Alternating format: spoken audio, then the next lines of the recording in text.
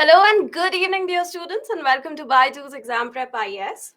So, before we start, just let me know if I'm audible and visible to everyone properly. Hello, good evening, good evening. Okay, okay, thank you so much for letting me know. Good evening, everyone. Please settle down. So, which all topics will be covering in this weekly webinar? So, we have 7 topics. So, you can see there are 7 numbers, there are just 7 topics, but we'll be covering a lot more information. Some of the topics have 2 subtopics as well. As you can see over here, over here. Also, we have 2 animals in news. So in total, we have 10 topics, which have been concised into 7. Okay. Good evening. Good evening. Please settle down. So let us start with our first topic. The first topic is related to MotoGP. Now, why is this in news? Is because this last weekend, from Friday to Sunday, India hosted its first ever MotoGP, which is Motorcycle Grand Prix race. In India, there is a circuit, there is a track which is known as the Buddha circuit, located in the Gautam Buddha Nagar of UP in the Greater Noida region. So it is over there, and it is where India's first ever motorcycle Grand Prix, which means Grand Prix means it is a French word, it means grand prize. So first edition of Indian version of MotoGP was held between Friday to Sunday, last Friday to Sunday this year. Okay, the winner of this race this time was Marco Bezzecchi, who belongs to a team known as Mooney VR46 Racing Team. Okay, now what is MotoGP? What exactly is this? What is the Buddha circuit? What are the various flags used in MotoGP? We'll take a look over here. See, MotoGP, it is a term, motorcycle Grand Prix. It means motorcycle Grand Prix. So this exact term, MotoGP, it was coined in the year 2002 to denote motorcycle world championship. Now, earlier also Motorcycle World Championship was being organized since the year 1949, but now it got a new name in the year 2002, that is MotoGP. Now, the governing body of this particular race is Fédération Internationale des Motorcyclisme. So this is a French organization, and that is why someone asked it out. Why Grand Prix is a French word? Why not use English? It is because of this reason. The governing body of MotoGP is a French body, and that is why the name is also Grand Prix and not Grand Prize. Now, each MotoGP, each season of MotoGP, it consists of multiple races, multiple Grand Prixes. So this was the India edition that was held in September. Now, in a particular season of the MotoGP, there are multiple races that are organized. This Indian race was only one of them. Then there will be a race in Italy, there will be a race in USA, and many other circuits all across the world. India one was one of the many races that are conducted in every season of MotoGP. Now, once the season ends, the motorcyclist who will have the highest points, total points, they will be announced as the world champion. So, for example, there is a race in USA, there is one in Italy, one in China, one in France, and so on. Okay. Now, in USA, a particular rider, he got first rank and he got say 100 points. In Italy, that particular rider, he came second and he got, say, 90 points. In China, they got what? How many? They came again first, they got 100 points. In France, they came last, so they got only 5 points. So what will happen? There will be a total of the points. So what will be the total? 295. So in the end, that rider would have accumulated 295 points. Similarly, all the riders, they will get certain points after getting a particular position in any race. Whoever of these riders will get the highest point, that rider will be the champion, the world champion. Okay. So, Isha, MotoGP, it is basically a sports topic. UPSC in its prelims has a habit for the past few years to ask certain questions from sports section as well. So it is basically a miscellaneous topic. It does not belong specifically to any subject, but it is a part of general studies in general. Okay. Just a second.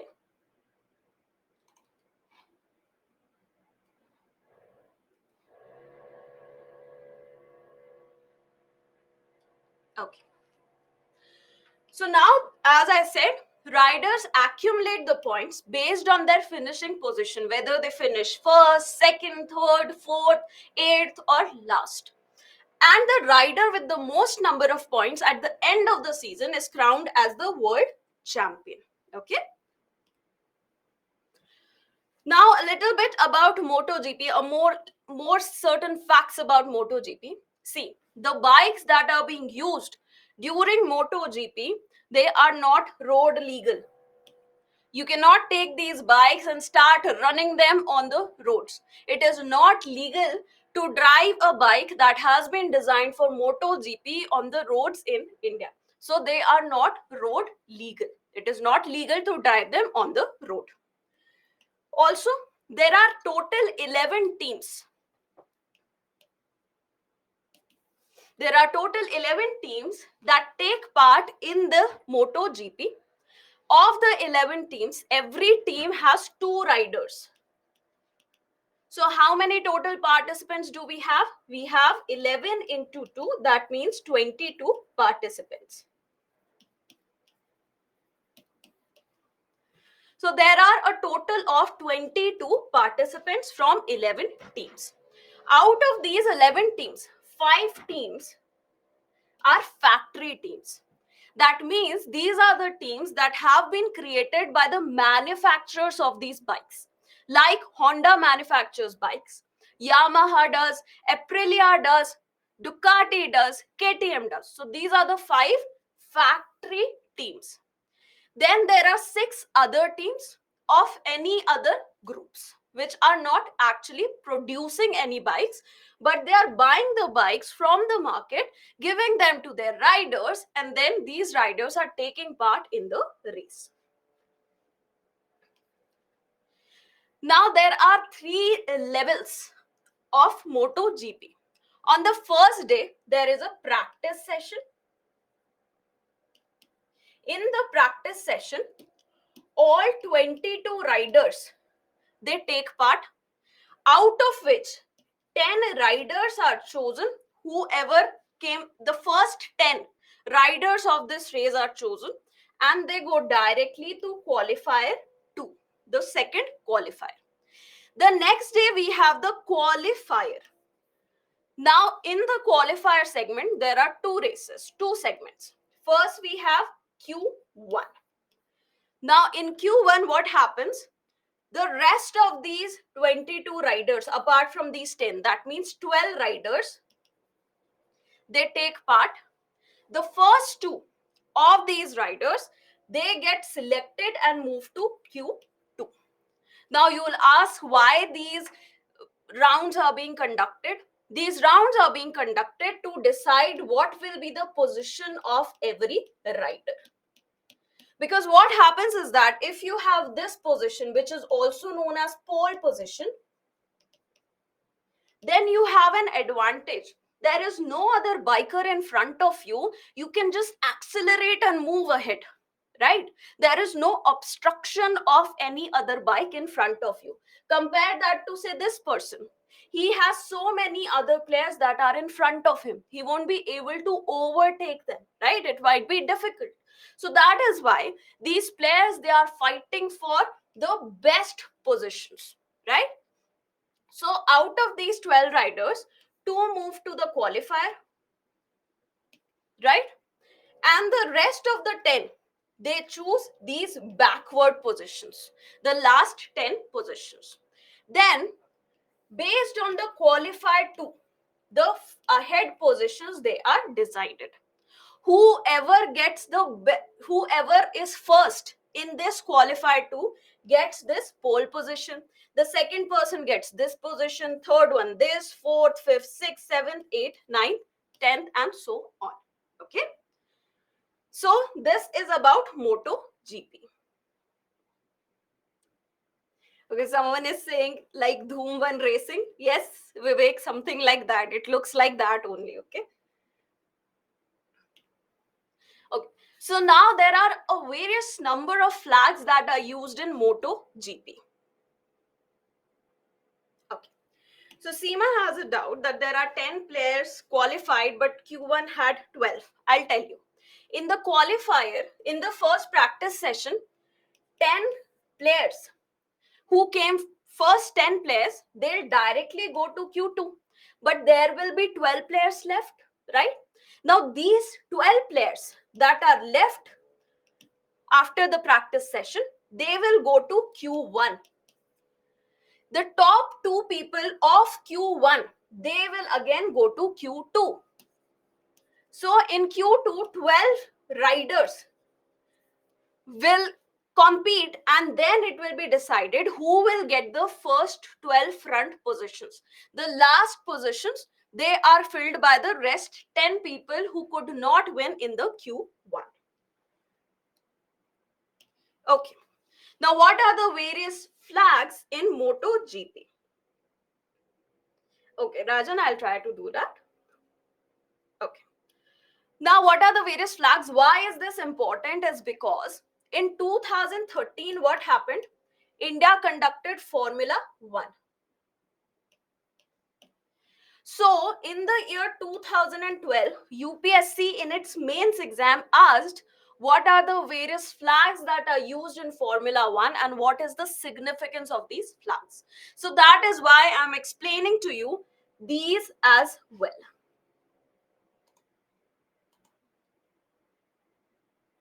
Okay. So, let us, you know about the traffic light, right? Traffic light has what? Red, yellow, and green colors, right? Now, green says what? Go. Yellow says be cautious, and red says stop. So here also these flags, they signify the same things. Green says start the race. Yellow says there might be some obstruction on the path, and that is why be cautious. There is an obstruction, so do not try to overtake the riders that are in front of you. Okay. So this obstruction might be some accident, some external element that might have fallen on the track. Red says stop. Stop the competition. Stop the competition at all. And when the referee is showing the red flag, then all the players, they need to stop and go back to their pavilions, which are known as pits. Next, we have the white flag.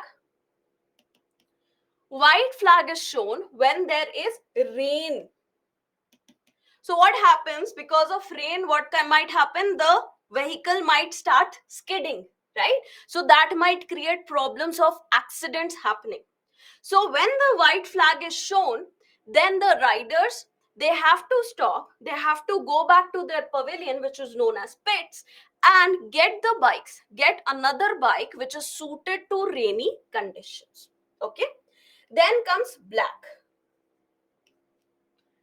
Now when the black flag is shown along with the number of the rider, then what will happen? That rider will have to stop their participation in the race and go back to the pavilion. Okay, so black flag is always shown along with the rider's number, and the rider then has to go back to their pit.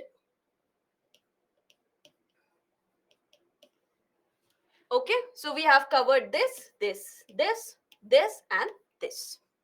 Now what about blue flag?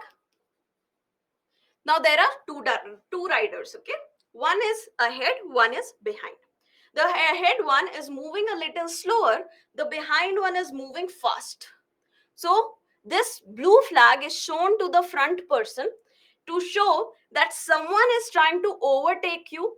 Give them side to overtake you because you are slow. Okay. So it is shown to the slower rider, and they have to give way to the person who's coming behind them. Okay. Now these two flags, they are shown together. Now, when these two flags, a flag with yellow stripes and a flag with red cross, they are shown, that means that there is reduced grip on the track. Akash, the black flag, it shows suspension of that rider, not that the rider will start from the starting point. Okay, so these two flags, they show reduced grip on track, so the riders will accordingly have to take precautions. These are done. Now this flag, just like Formula 1, this flag, when it is shown, it means the race has completed.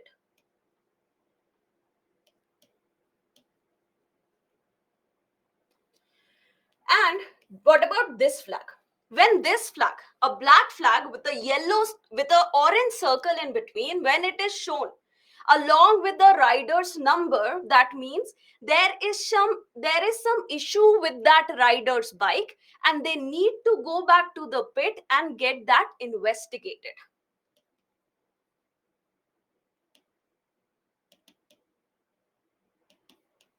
Okay. So these two flags, they are shown together. They are shown together always. And it means that there is reduced grip on the track. So there is higher chance that a biker might slip, they might fall, the bike might skid. Okay. So that is why these flags are shown to the bikers, so that they remain cautious of that thing. Right? White flag is shown when there is rainy conditions on the track, so that the biker can go back to the pit and change into a bike or get the tires changed in such a manner that these tires are properly conditioned for the rainy conditions. Black flag along with rider's number means that the rider needs to go back to the pit. This flag means, along with rider's number, means that there is some problem with the rider's bike. They need to go back to the pit and get that investigated. Okay. Sahil, all the players, they participate in the final. All 22 players, they are participating in the final. The qualifier and the practice round, it takes place only to decide, out of all these 22 positions, where will they stand? Because the ahead positions, they are beneficial. The people who are in the ahead positions, there is higher chance that they will win. Even the winner of this MotoGP, he had the pole position, the first position. Okay. Now a little bit about the Buddha International Circuit. Now Buddha International Circuit, it is located in Greater Noida, which is the part of Gautam Buddha Nagar in Uttar Pradesh. Earlier, it was known as Noida. The circuit, it got inaugurated in the year 2011. The total length of this circuit is nothing but track.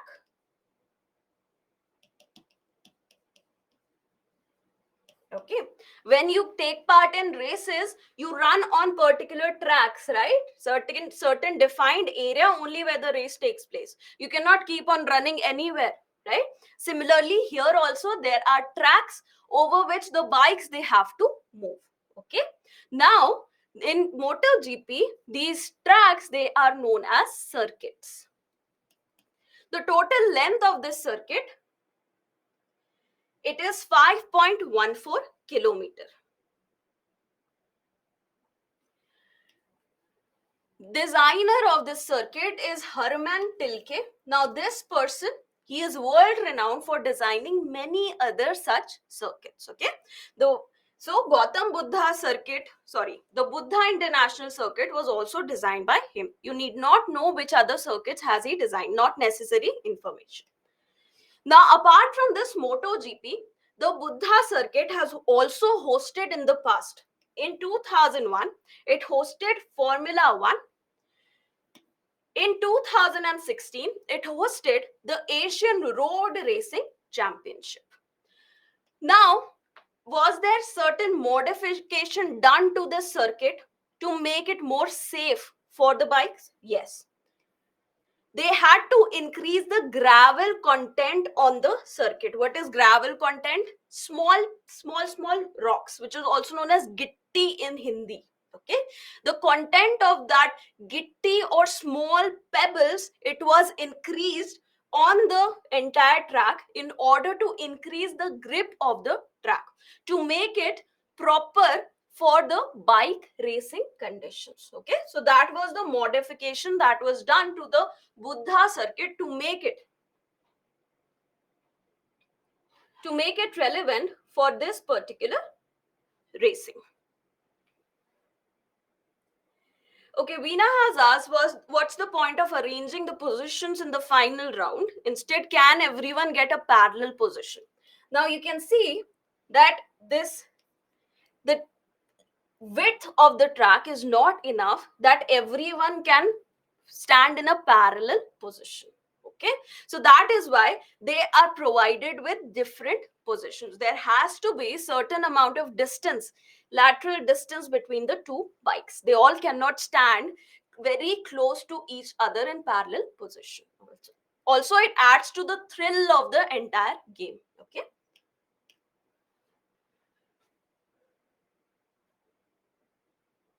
okay, so I'll repeat for the yellow flag.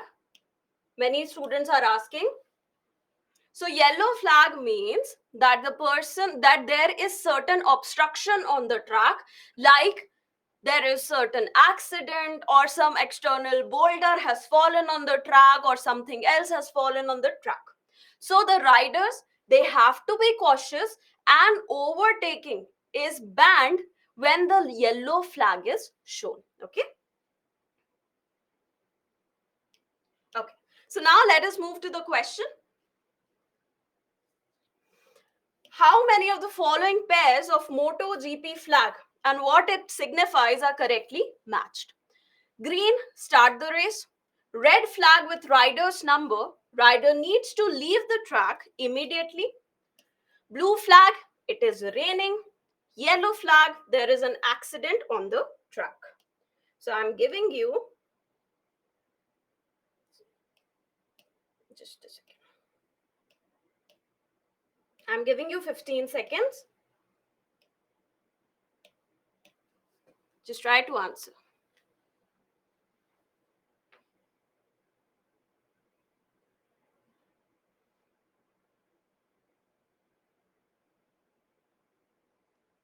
Okay, so Akash is asking, does hosting this event hold any significance for India? Yes, it does. When people come to India, it will increase the tourism revenue. It is increasing the revenue of the Buddha circuit. It is providing jobs to so many people. It is also showing that India is able to host such world-class events as well. Okay. Okay, so most of you have given the correct answer. So I'll tell you. This is correct, right? That green means start the race. This is perfectly correct. This, what about this? Red flag with rider's number. See, rider's number, it is provided only in case of two flags. One is black flag and other is black flag plus orange circle. Okay. Yes, Vivek, a player who has been shown black flag with orange circle, after that maintenance has taken place, they can rejoin the race. Okay. So only two flags require the rider's number. Also, red flag means stopping the race. It is not meaning that a particular player needs to leave the track. This is black flag. Red flag means stop the race. Now, blue flag, it is shown for overtaking. Okay. It is not shown when it is raining. The white flag, it is shown when it is raining so that the players can go back to the pit and get their bikes modified according to the rainy conditions. The yellow flag is shown when there is an obstruction on the track. Now, whenever there is an accident, that means yes, there is an obstruction on the track. So this is also correct. These are wrong, and your correct answer is option B. Bhanu, riders are given the numbers just like why players are given the numbers in cricket or in football or in any other sport to identify them. Okay.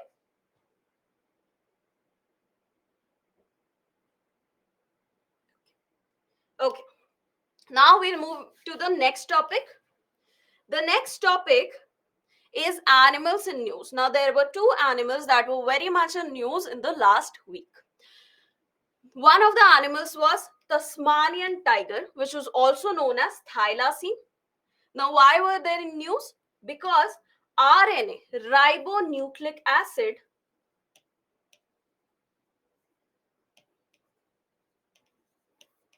it has been recovered for the first time from an extinct species, that is Tasmanian tiger. So, a specimen of this extinct animal, it was stored in Sweden since the year 1891. And from that specimen, we were able to extract the RNA of that animal. The second animal in news was Mithun. Now, Mithun is an animal that belongs to the bovine family. Okay, bovines are what animals? We have cows, we have buffaloes. Mithun also belongs to that family. Now, this species from northeast India, in India, it is found in the northeastern parts. It has received the food animal tag from the Food Safety and Standards Authority of India, also known as FSSAI. Okay, so these two animals were in news. We'll take a look. Ajay, it was done in lab. It is not a fossil of Tasmanian tiger. We had a specimen, some parts of its skin and muscles that were available in Sweden.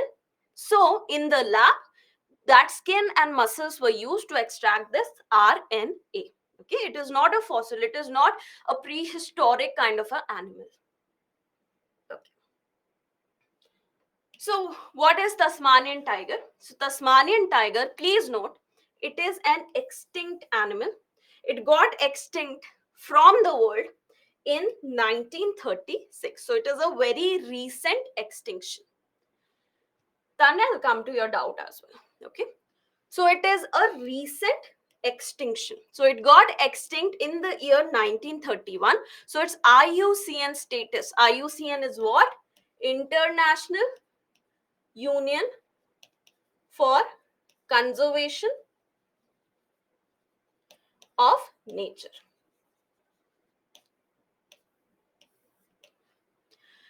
Now, it was the biggest carnivorous marsupial animal. Now, what are marsupials? We have kangaroos, which also belong to marsupials. Now, what happens in case of kangaroos? The baby of the kangaroo, it is born, but it is not entirely developed. Then the mother keeps the baby in her pouch for some time until the baby develop itself. So in case of marsupials, what happens? The baby that is born, the baby of that animal that is born, it is not fully developed. Okay, the mothers, they have a pouch in which they can keep these newborns until they finally develop. So these are marsupials. They are found only in the continent of Australia. Okay, Australia, Tasmania, New Zealand, only here. The marsupials are found only in this region. Now, the range of this animal was Australia, Tasmania, not Tanzania, okay, Tasmania, okay, please note that it's Tasmania, not Tanzania. Tanzania is in Africa. Tasmania is a state of Australia. So the range of this animal where it was found, it was Australia, Tasmania, and New Guinea. Okay. Now please note that even though it is called Tasmanian tiger, it is not, it does not belong to the family of tigers. It belongs to the family of marsupials. Okay. It is not a true tiger. We gave it a general name of Tasmanian tiger. Why? Because it was found mainly in Tasmania. It got extinct in Australia 2000 years ago. So it was only found in Tasmania, and it had these stripes just like tigers. So we started calling them Tasmanian tiger, even though they do not have any relation with the tiger family. They do not belong to the tiger family. They belong to the family of marsupials. Now it got extinct 2000 years ago in Australia. However, it was still available in Tasmania. However, later on, it also got extinct in Tasmania. Why? Because they used to attack the livestock of the people living over there. So the Europeans, they had their farms. The European settlers, they had their farms where they used to rear the livestock. Now these Tasmanian tigers, they used to attack the livestock. So that is why, to protect the livestock, these European settlers, they started killing the Tasmanian tigers. And finally, these Tasmanian tigers, they got extinct in wild. And later on, the last known Tasmanian tiger, whose name was Benjamin, it died in captivity at a zoo in Tasmania in 1936. Okay, so this is the story of the Tasmanian tigers.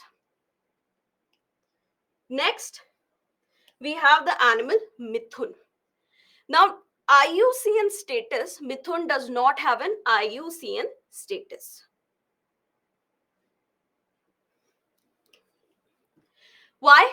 Because IUCN gives the status of endangered, critically endangered, vulnerable, etc. only to wild plants and animals and not to the domesticated ones.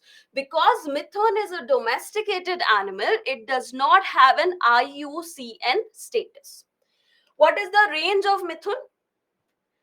The range of Mithun is northeastern regions of India, specifically the states of Arunachal Pradesh, Nagaland, Manipur, Mizoram, and Meghalaya. Apart from India, they are also found in Myanmar, Bangladesh, and Bhutan, the neighboring countries. The type of habitat they like to live in is forested and hilly areas, which are very much found in the northeastern parts of India. Now, please note that these animals, Mithun, they are very much culturally significant to a lot of tribes that are living in the northeastern part of India. They have cultural importance, they have economic importance as well. Now, cultural importance, it means that when there are some very important rituals or any cultural events like marriages, then Mithuns, they are sacrificed and their meat is consumed. So that is the cultural significance of the Mithuns in the northeastern parts of India. Now, the FSSAI, Food Safety and Standards Authority of India, it has given the food animal tag. IUCN is International Union for Conservation of Nature. Okay. Okay, Mumtaz, Mithun is not cow. Mithun is a different species. Like cow and buffalo are different species. Similarly, a third species of the same family, they belong to the same family, but they are different species. Cow is different, buffalo is different, mithun is also different. Okay. Now, FSSAI has given the food animal tag to mithun. That means now mithuns, they can be reared on farms, and their products, it can be now sold in the market. Its meat, it can now be sold in the market and it can be consumed. So that is the significance why mithun was in the news today. Okay.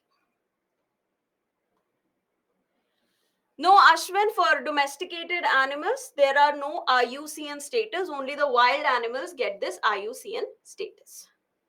Okay, Ilma, Tasmanian tiger. Yes, it was a carnivore, but we don't have information whether it belonged to the top level.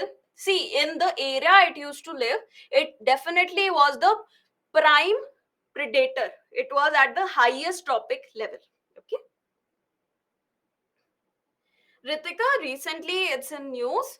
One, Tasmanian tiger, because we were able to extract RNA from Tasmanian tiger, which is increasing our hopes that we might be able to bring it back to life in some upcoming years or decades. Mithun was in the news because FSSAI has given the food animal tag to this. Lakshmi, Mithun is economically important because you can see a kg of Mithun meat can fetch up to 300 rupees per kg. Okay, so it can be a big source of income for the people. Okay, now a practice question. The practice question is, which of the following statements are true? Now, this is a very easy question. I'm pretty sure most of you will be able to answer. The first statement is, Tasmanian tiger belongs to the family of tigers. The second statement is, Mithun is found only in the northeastern parts of India. So, I'm just giving you 10 seconds because this is a very, very easy question.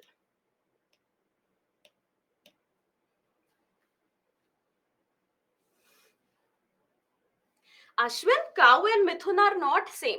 Cow is different, buffalo is different, Mithun is different. They all belong to the same family, but the species are very different. They are not the same species.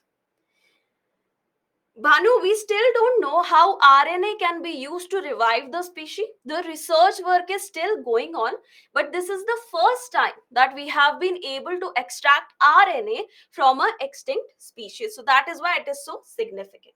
Okay.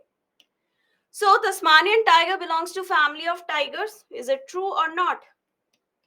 Not true. Mithun is found only in northeastern parts of India. True. So the correct answer is option B. Okay. India is mentioned. Okay, so northeastern parts of India. We're talking about where in India it is found. So it is found in northeastern parts only.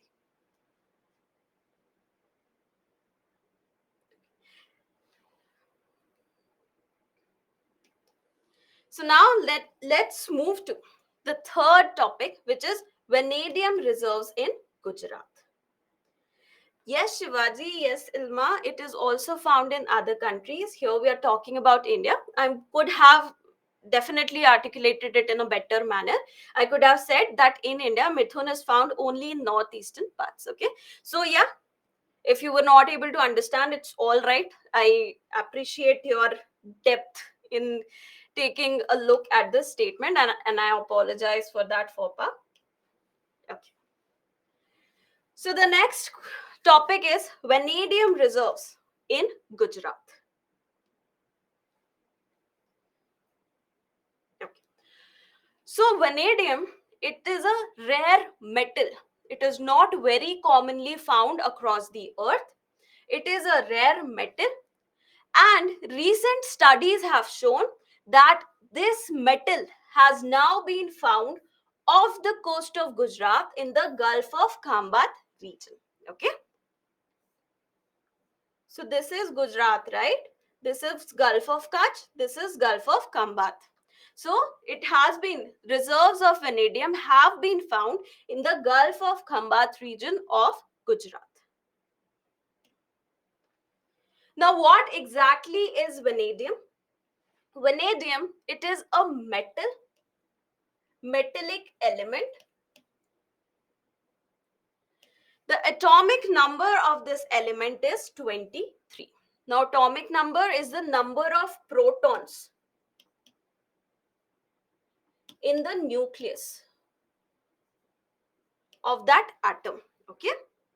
So, for vanadium, there are 23 protons that are present in one atom, in the nucleus of one atom of vanadium. So, its atomic number is 23. Now, a little bit about the characteristics. It is silver gray in color. You can see over here. It is silver gray in color. It is a ductile metal. That means it can be drawn into wires, and it is solid at the room temperature. What is the element which is liquid? One element that is, one metal that is liquid at room temperature? Anyone can tell me? Perfect, perfect, awesome. Most of you know the answer. The metal that is liquid at room temperature is mercury. Sahil, ductile means that metal can be turned into wires. Okay, it can be pulled and turned into wires. Now, this metal, it has relatively high melting and boiling point. Okay, so we have to warm it up at very high temperatures for it to liquefy. Now, please note that it is a good conductor of both electricity as well as heat. Okay, so this is also important. Usually, metals are what? Metals in general are good conductors of heat and electricity. In general, there are definitely certain exceptions, but in general, metals are good conductors of heat and electricity. Now, what are the major ores of vanadium? Major ores of vanadium are vanadinite, patronite, and carnotite. Okay, so these are the major ores of vanadium. If they ask a question, these, which of the following are major ores of vanadium, you can check whether these three are there. Now, it is often found in the locations where you find chromium and molybdenum. Now, chromium and molybdenum, they are also certain metals. Now, wherever usually you find a mine of chromium and molybdenum, there usually vanadium is also found. Just like if you have petroleum in a certain region, you will get natural gas also in that region, right? So similarly, you might get chromium and molybdenum.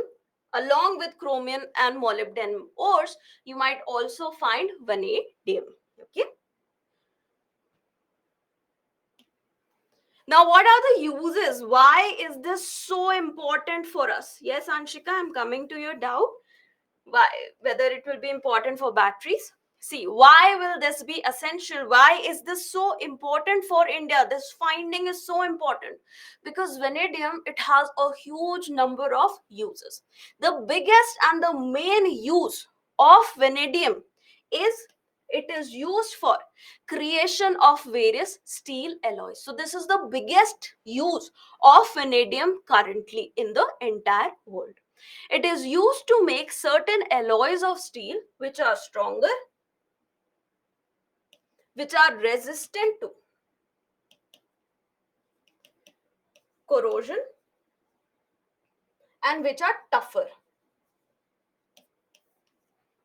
Okay, so that is why vanadium is used. Apart from that, it is also used to make some other alloys as well. For example, an aluminum alloy with vanadium, it is very much used for this purpose, for aerospace and defense purpose. This alloy is used for construction of jet engines, landing gear, of airframes. Why? Because this alloy has very high strength, very high heat resistance, so it does not melt even in extreme conditions. So that is why it is very much useful for aerospace sector as well as for the defense sector. I'll come to who are the major producers, exporters, where in India it is found. Please be patient, okay? Another important use of why it is important is this is a very major use of vanadium. Now there are certain rechargeable batteries that are created by using vanadium. Now the benefit of these batteries, vanadium batteries, is one, it is rechargeable. Second benefit, it is that the life is long. Life of these batteries, it is quite long. Third benefit is that they can be used for storage of huge amount of energy.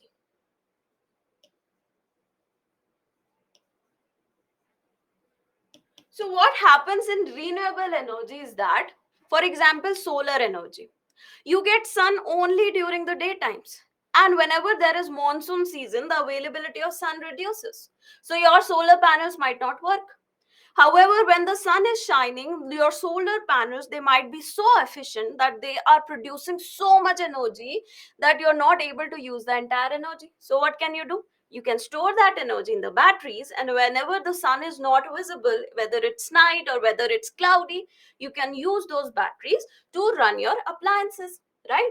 So in case of renewable energy, these batteries, they are very important, and especially vanadium batteries, they have a lot of advantages associated for with them. So in when we want to transfer from the fossil fuels to the renewables, these batteries, they become important. So vanadium is basically important for energy transition, to transitioning to cleaner energy sources. Next important use is nuclear applications.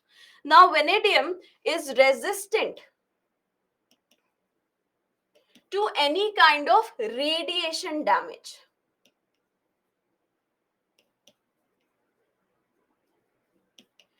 So because of these radiations that come out of radioactive materials, vanadium, it does not get destroyed easily.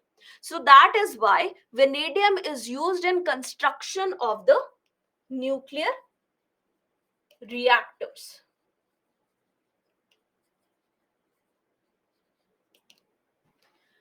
It is also used for making catalytic converters. What are catalytic converters? They are usually put in the vehicles so that the vehicle exhaust, it does not have any poisonous fumes. So catalytic converters, they convert these fumes that are coming out of the vehicle into non-dangerous materials. Okay, so that is the importance of catalytic converters. Then, oh, sorry, I missed this one. Chemical catalyst. Thank you, Randy. Okay. So another use is chemical catalyst. So the vanadium, especially oxides of vanadium, they are used as catalysts in various chemical reactions, especially for production of sulfuric acid. You don't need to go into the details of this production process. You do not have to read advanced chemistry for UPSC exam. Just know that vanadium is used for production of sulfuric acid, that is H2SO4. Then metallurgy, as I stated, it is used for creation of a lot of type of alloys like steel alloys, aluminum alloys, and alloys of other metals.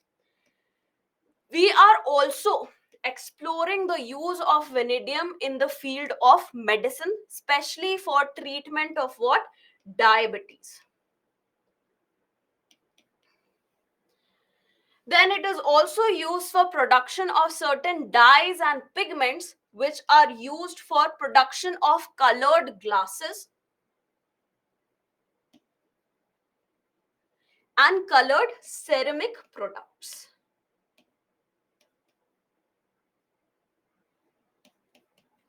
Okay, so all these are uses of vanadium. Next, the global and Indian reserves of vanadium. See, more than 50% of the total vanadium, it is mined in China. China also has the highest reserves of vanadium. Okay. Okay, so many of you have doubt what are catalytic converters. Okay, Anjali, Lakshmi. So catalytic converters, they are certain machines that are installed in the vehicles. So what happens? Sometimes vehicles, they are releasing some toxic fumes. So catalytic converters, they convert these toxic fumes, toxic carbon based or any other fumes into non-toxic fumes like carbon dioxide, which are not toxic to us. However, they are still adding to the greenhouse gases that is there. But these toxic fumes, they are converted to non-toxic fumes, which are eventually expelled out of the tailpipes of the vehicles. So this is catalytic converter. So more than 50% of vanadium, it is mined in China. China, Russia and South Africa. You can see over here, these three countries totally account for 85% of the total production of vanadium in the world, of which more than 50% comes from China alone. Now please note the difference. The largest producer, the largest reserves are with China. However, China is using up the vanadium by itself. It is exporting only a little bit. So the largest exporter of vanadium in the world is the country Brazil. Okay? So it is Brazil, which is the largest exporter, largest producer and largest reserves, they are in China. So in India, apart from this Gulf of Khambat, where else is vanadium found? It is found in Arunachal Pradesh. So according to a 2021 study by the Geological Survey of India,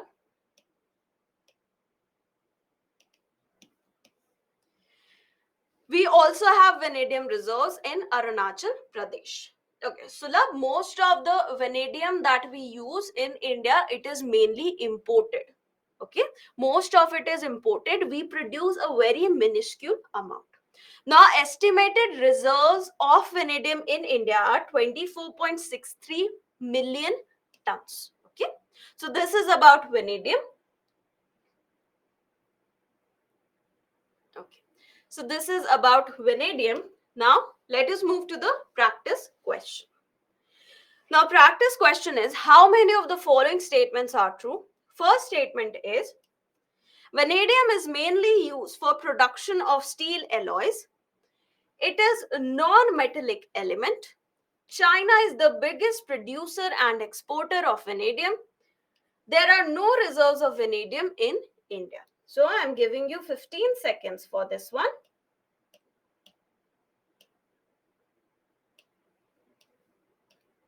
Start.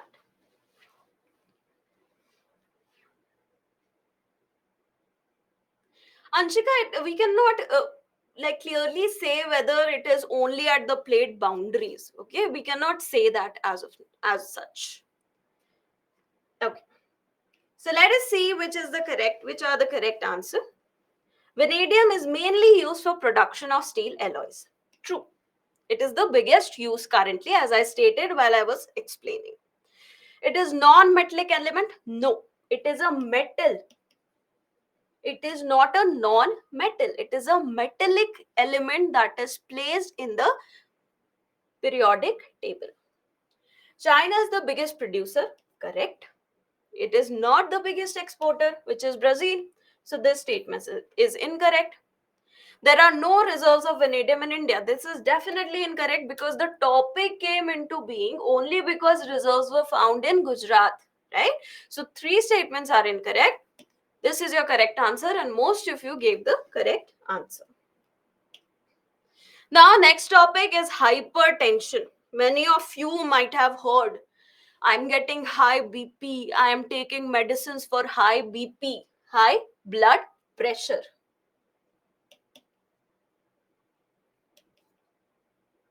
So, the medical term for high blood pressure is what? Hypertension. And why was it in news? It was in news because the World Health Organization, WHO, it has released its first ever report on hypertension and its global impacts and how the risk to getting hypertension it can be reduced. So that is why this topic has been in news.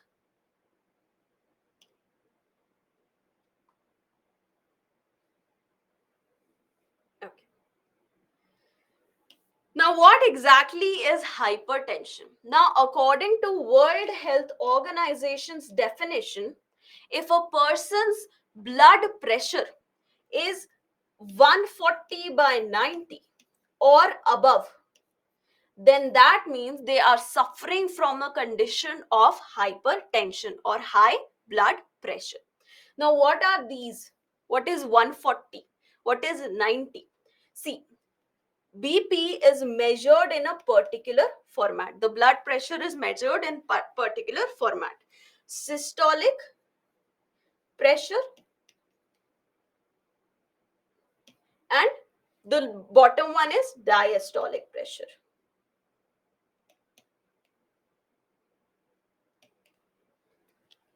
Kirtiraj, high BP and hypertension are same. Hypertension is the medical word for high BP. Okay. Ramshankar, vanadium is mainly used for steel alloys. Now we are exploring more other uses, and one of them is creation of these batteries. Now BP is measured as systolic pressure by the diastolic pressure. So what is systolic pressure? See, this is your heart, okay? It pumps blood. So it contracts. So because it is contracting, the blood flows out of it. Now this contraction, it takes place with certain amount of pressure, right? So this is how your heart moves, how your heart pumps. So the pressure with which the blood gushes out of the heart into the arteries, it is known as the systolic pressure. And when the heart relaxes, the pressure in the arteries when the heart has relaxed, it is known as the diastolic pressure. Now when the heart contracts, that means the pressure will be high, and when it relaxes, the pressure will be less. So that is why always systolic pressure is higher than the diastolic pressure. Okay, so this is your heart. Systolic, diastolic, systolic, diastolic. Okay, this is how it is there.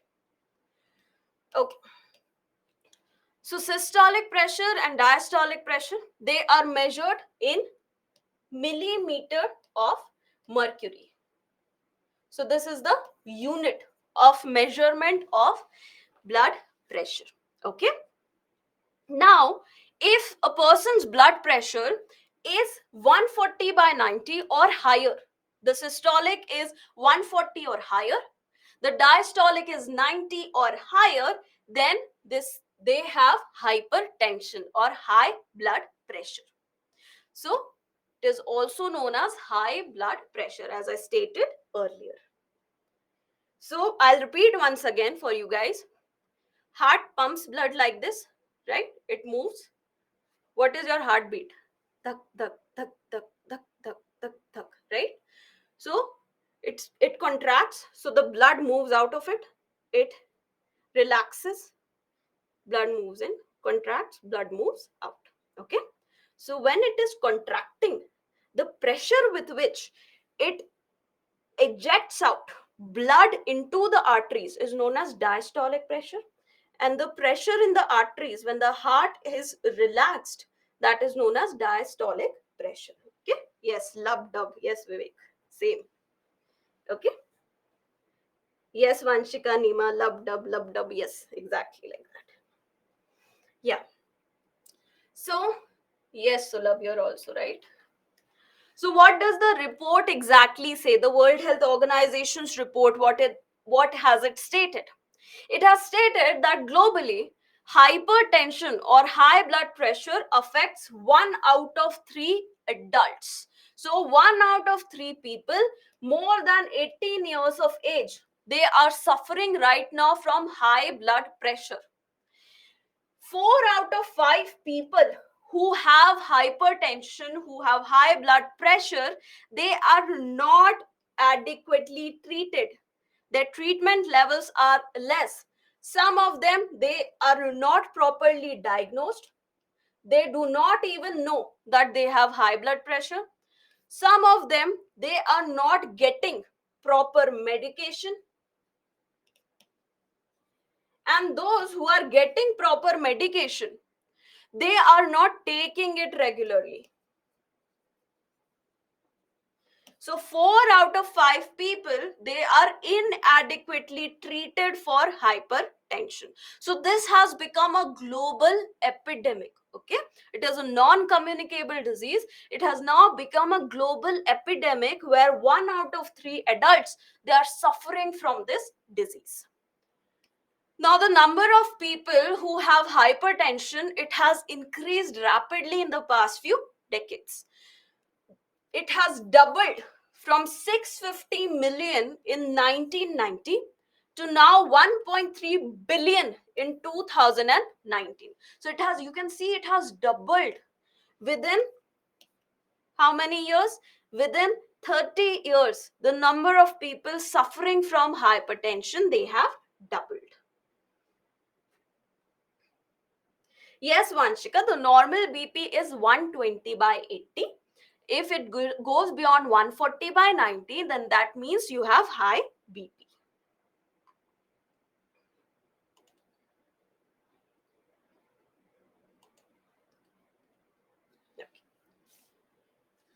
Now, according to this report as well, if we can bring in more number of people who are suffering from hypertension into the ambit of treatment, if more people can be provided adequate treatment for high blood pressure, this can reduce the deaths due to high blood pressure by 76 million between the years 2023 to 2050. So that is a huge number. 76 million lives can be saved only if we can increase our levels of treatment. We can provide adequate treatment to the people who are suffering from this disease. Okay. Okay, so Prem Kumar has a good question. Is heart rate and BP same? BP, I stated, is the pressure, right?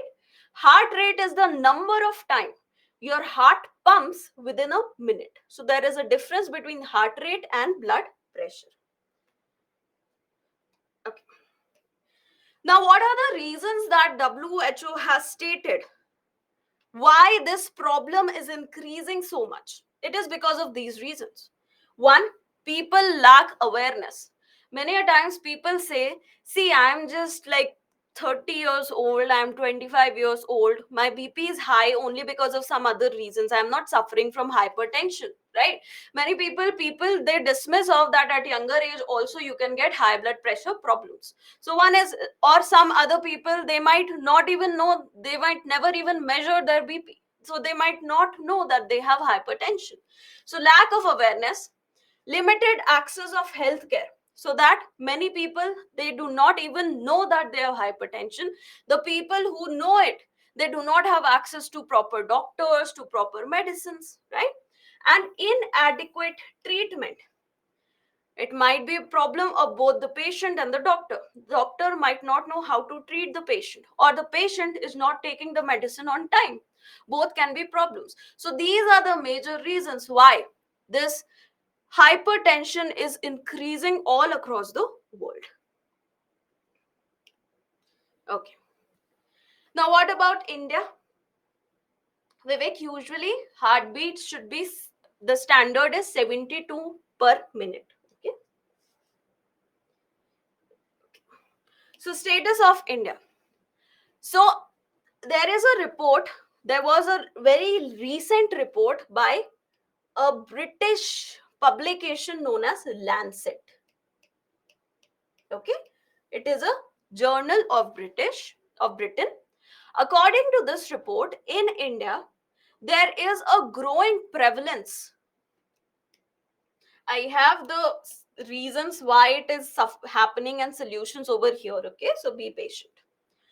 So, status of India, there is a growing prevalence of hypertension in India, especially amongst two categories: the young adults and people from backward socio-economic status.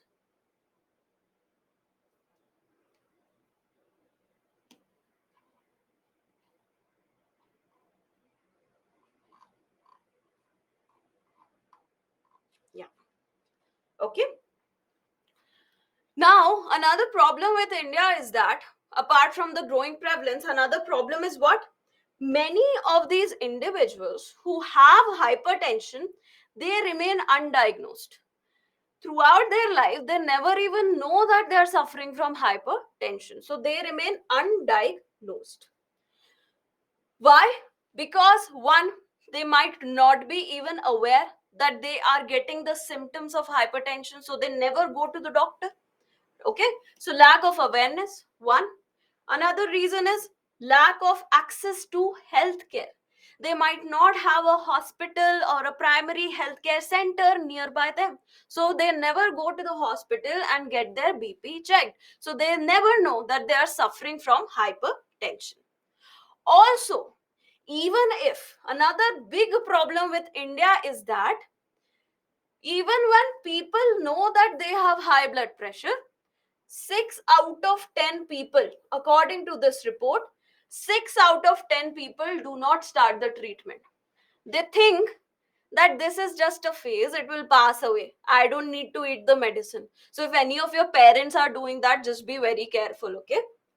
So, even when people know that they have high blood pressure or hypertension, they do not start the medication. Doctor might have suggested the medicines, but they don't want to start it. Now, between 2016 to 2020, please note that only 22.5% of people who had high blood pressure in India had it under control. The rest of them, they had it out of control. They were either not diagnosed, not taking the medicines properly. Okay. Also, it has been found that there are regional disparities in hypertension controls. The South Indian states, they have shown better control of hypertension condition amongst their amongst the people living over here compared to states in say north, northeast or western India. Okay, so there is regional disparity when it comes to control of hypertension. Okay, so Shrishti, this is a report by Lancet. Lancet is a publication, a very esteemed publication of United Kingdom.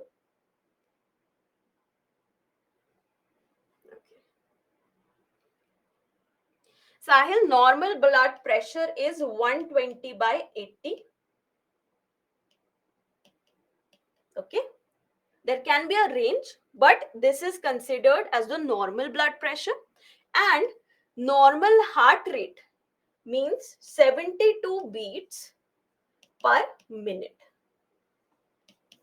Varman and Ganesh, regional disparity means certain regions of India, they are showing better control of hypertension amongst the people living there compared to some other regions of India. For example, the southern part of India has shown better control of hypertension compared to north, west and northeastern parts of India.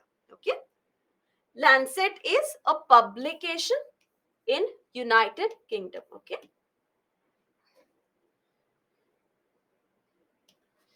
Okay, now, so what are the reasons? What are the solutions? What can you do? See, Risk of hypertension, it increases because of certain reasons. High salt diet or high processed diet. Now, usually when a product is processed, highly processed, it has a lot of preservatives. Now, salt is a very important preservative. So, usually in the processed products that you see, like say frozen food or say chips, they have very high salt content. Okay, so high salt diet is one of the reasons. Lack of physical activity, if you're not physically active, you have a sedentary lifestyle, that can also increase your risk. Excessive alcohol consumption, excessive tobacco consumption can also increase your risks to hypertension.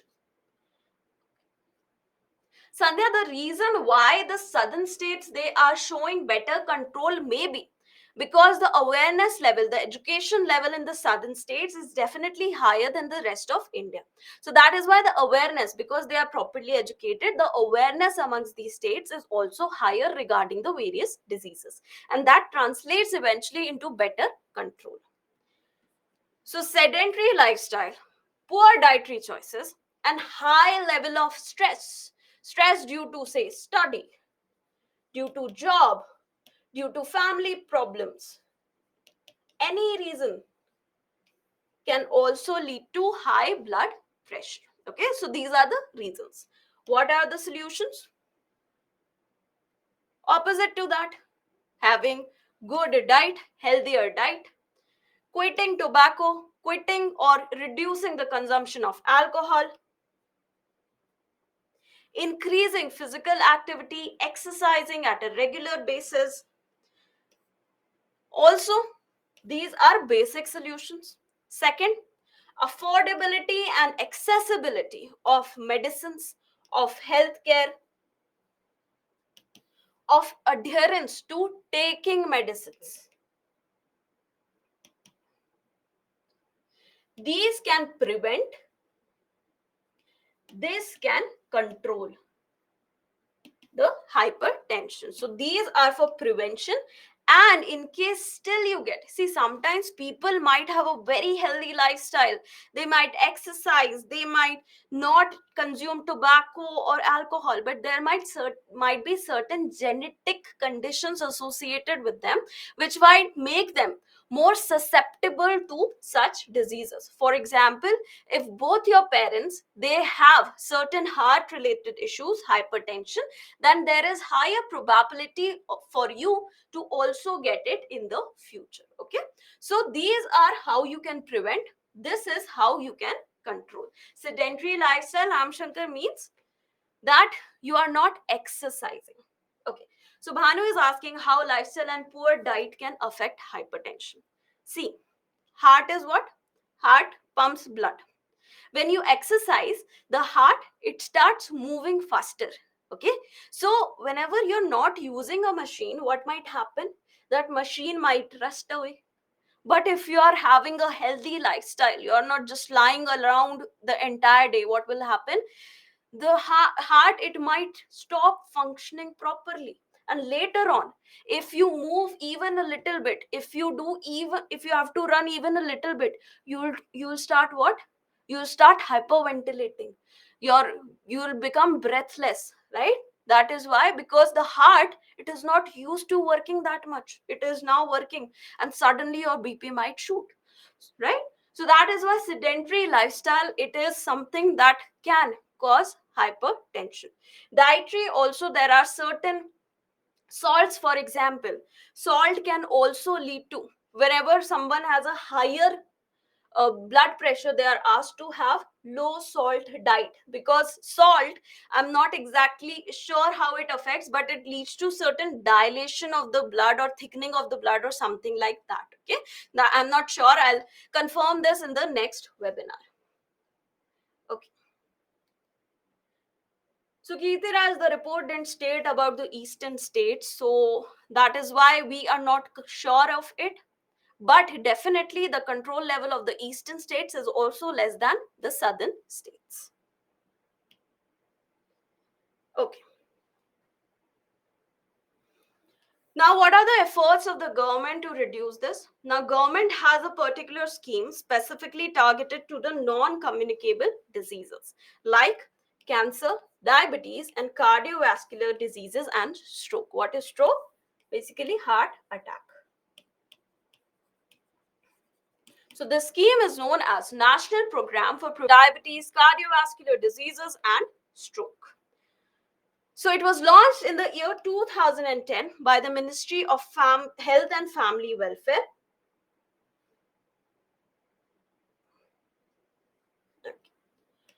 Now, this particular scheme, it targets both the rural as well as the urban population across all the age groups. Okay. Now, what all is included in the scheme? What all is government trying to do in this scheme? It includes health promotion. That means increasing the awareness about these diseases. What are the symptoms? How can these diseases take place?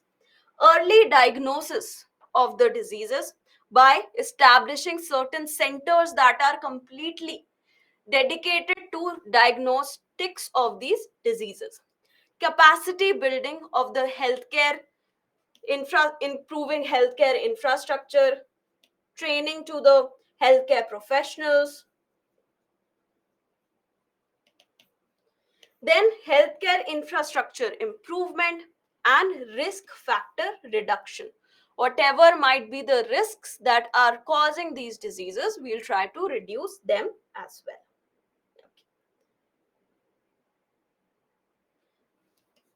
Now, under this,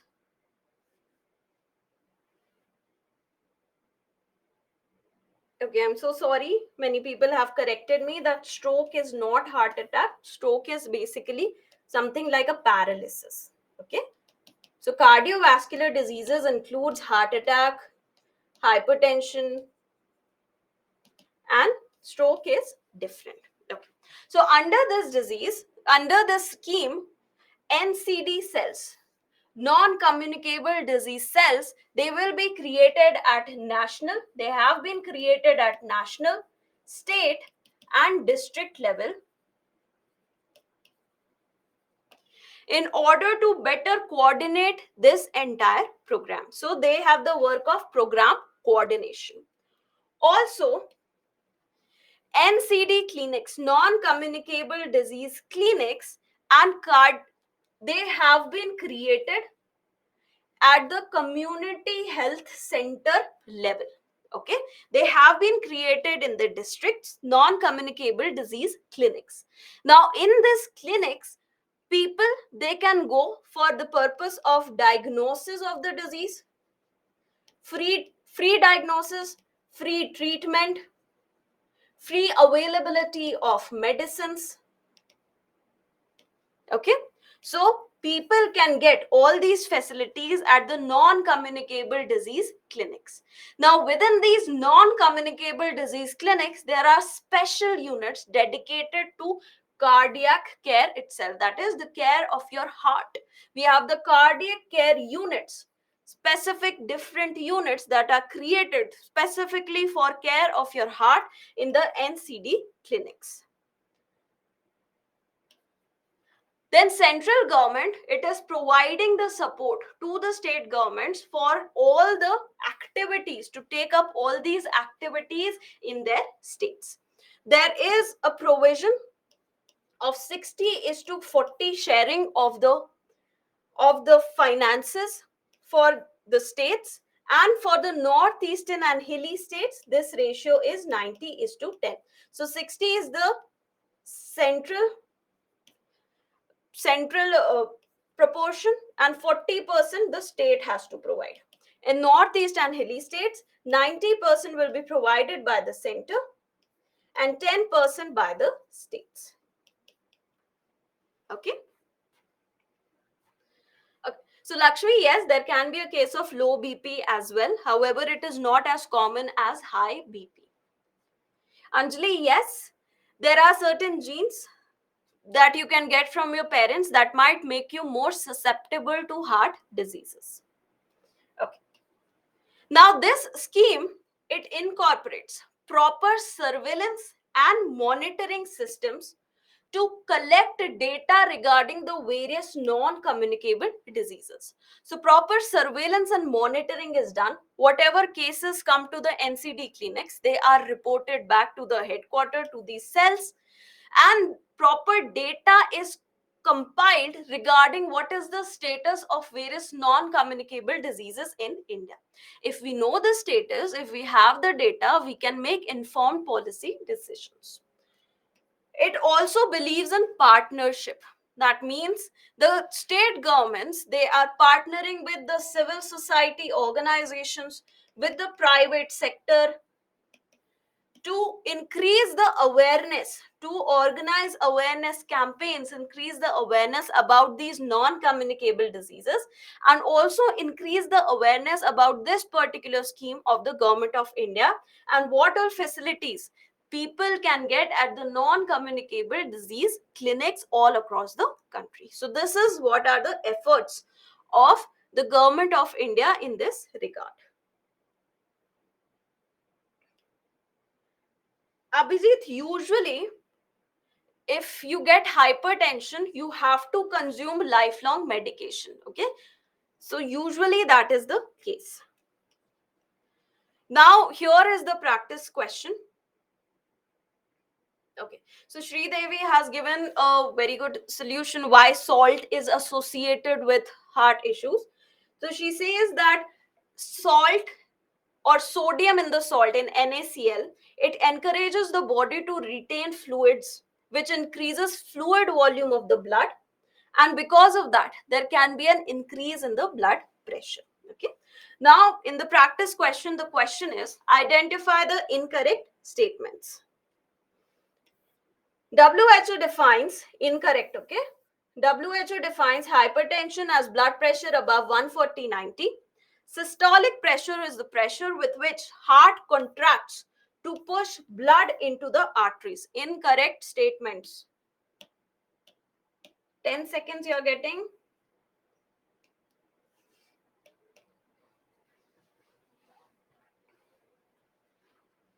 Okay.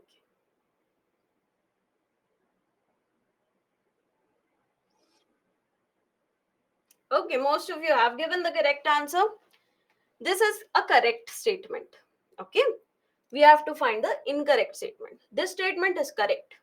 This statement is also correct. Systolic pressure is the pressure with which the heart contracts and releases blood into the arteries. So both the statements are correct. None of them are incorrect. So your correct answer is D. Neither one nor two are incorrect statements. The next topic is the Norman Borlaug Award and the Rashtriya Vigyan Puraskar. Two very important prizes. One is a global and one is a national, that recognize the scientific achievements of various scientists across the world. Okay, so the context here is that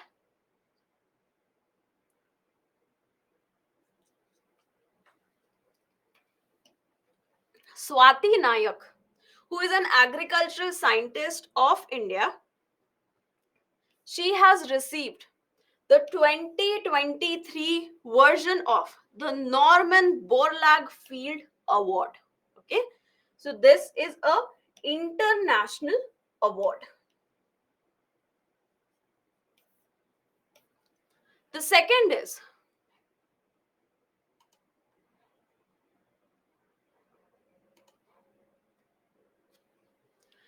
the government of India has introduced the new national awards in the field of science, technology, and innovation, known as the Rashtriya Vigyan Puraskar. So both the awards, they are very much important from your prelims point of view. Yes, Shreyas, she's from Odisha. Okay, so the Norman Borlaug Award. Let us understand about this. Now, this award, it is named in the honor of Dr. Norman Borlaug. Now, Dr. Norman Borlaug is known as the father of Green Revolution.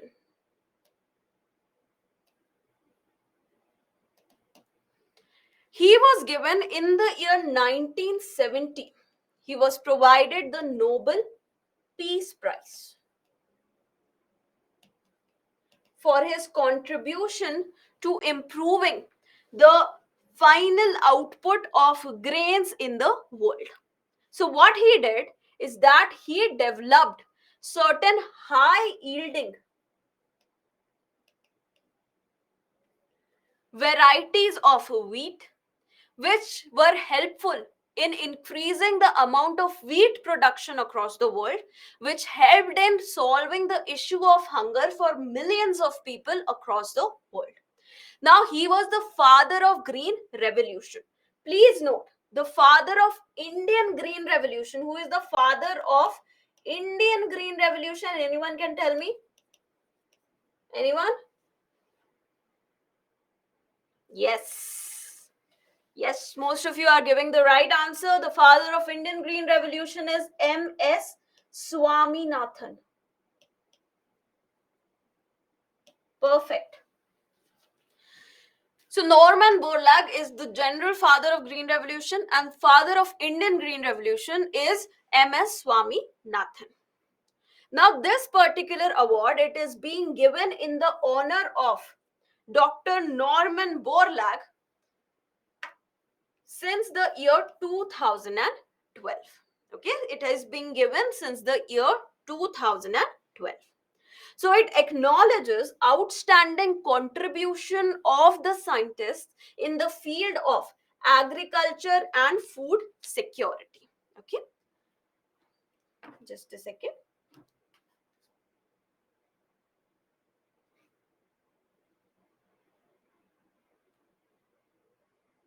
Okay. So it emphasizes, please note, it is field award, Norman Borlaug Field Award. So that means it is given only for those research that have created a change, at the field level, that have actually created certain tangible change. These are not just research papers that were written by people sitting in their AC rooms. This award recognizes people who went to the field and ensured that the benefits of the research was reaching the ground level. So these are field awards. Okay. So it emphasizes research which have practical impact on food production and security. See, Norman Borlaug, many prizes are given, many awards are given under the name of Mr. Norman Borlaug. The award that Miss Swati Nayak got is the Norman Borlaug Field Award. So we are focusing only on that. Now, Norman Borlaug, Dhyanash, he belonged to USA. He was an American agricultural scientist. Now, this award is presented to individuals, please note, who are under the age of 40 years.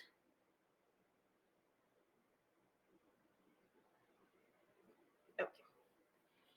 It is presented every year in the month of October. Okay. During the annual Borlaug Dialogue, which is conducted in the place known as Des Moines in Iowa. Just a second.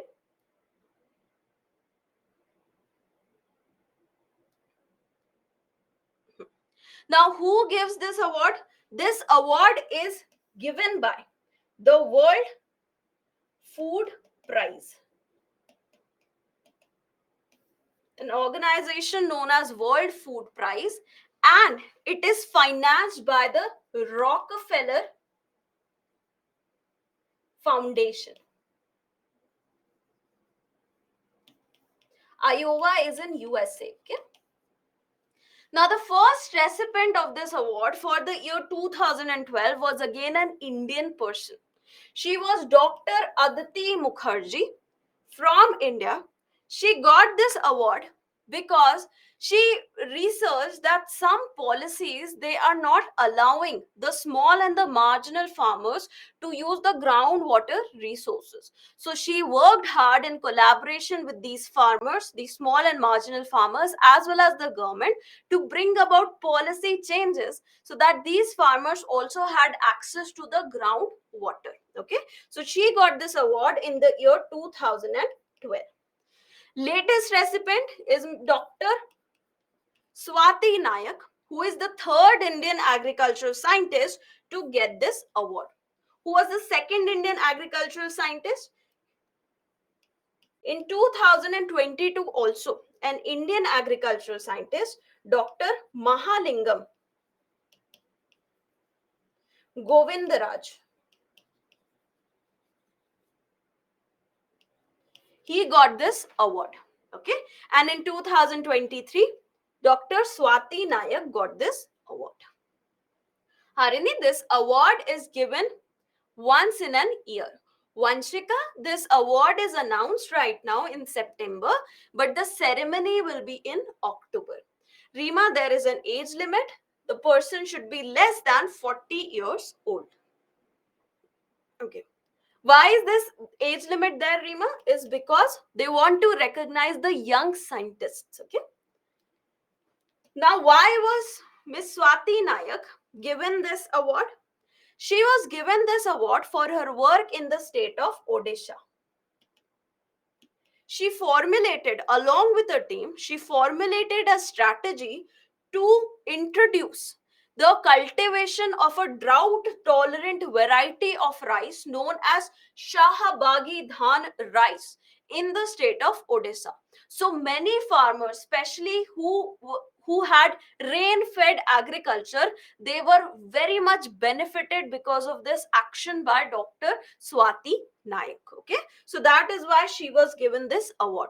Now, from this, a question can be asked: which state the Shahabagi Dhan rice belong to? So or why is Shahabagi Dhan rice in news these days? So you should know why it is in news. Vivek, first Indian to get this award was Dr. Aditi Mukherjee. Second was Dr. Mahalingam Govindraj. Third was Dr. Swati Nayak. Sham, it is given in the field of agriculture and food security. Okay. Now we move to the Rashtriya Vigyan Puraskar. Anjali, she got the prize for introducing it in Odisha, doing the field work in Odisha. Now, whenever you are doing field work, you can only cover a limited area. Yes, the acceptance of the rice variety might increase in other parts of India also, but the work she was given the award for was the work she did in the state of Odisha. Okay. Aditi Mukherjee got it in 2012. Govindraj got it in 2022 and Swati Nayak got it in 2023. No country is organizing it. World Food Prize is a society, it is giving out this award in association with the Rockefeller Foundation. There is no particular country is providing this award. Okay, now we come to the Rashtriya Vigyan Puraskar. Now, Rashtriya Vigyan Puraskar, it recognizes, it has not been given up until now. The government of India has just introduced it. Okay, we will start giving this award from the upcoming year, from 2024. Now it will all recognize the contribution of various scientists, technologists and innovators, either individually or in a team of 3 or more members. Now all scientists, whether they are working for the government sector, whether they are working for the private sector, or whether they are working individually, independently on their own, everyone will be eligible for this award. Also, not just Indian citizens, also the persons of Indian origin who are staying outside of India, but they have done such a work that is benefiting Indians, they can also be considered for this award. Now, this award will be given across 13 domains, 13 domains of research, scientific research. What are these? We have domains of physics, chemistry, biological sciences, maths and computers, earth science, medicine, engineering science, agriculture, environment, tech and innovation, atomic energy, space science and technology, and other category, others, miscellaneous category, others. Okay. Now these prizes, they will be, yes, Sulabh, this news is officially confirmed, and PIB, Press Information Bureau, had an article on this. Okay, so it is officially confirmed that these Rashtriya Vigyan Puraskars, they have been made official. Now, who will decide as to who gets these awards? It will be decided by a committee known as the Rashtriya Vigyan Puraskar Committee. Now, this committee will be headed by the principal scientific advisor.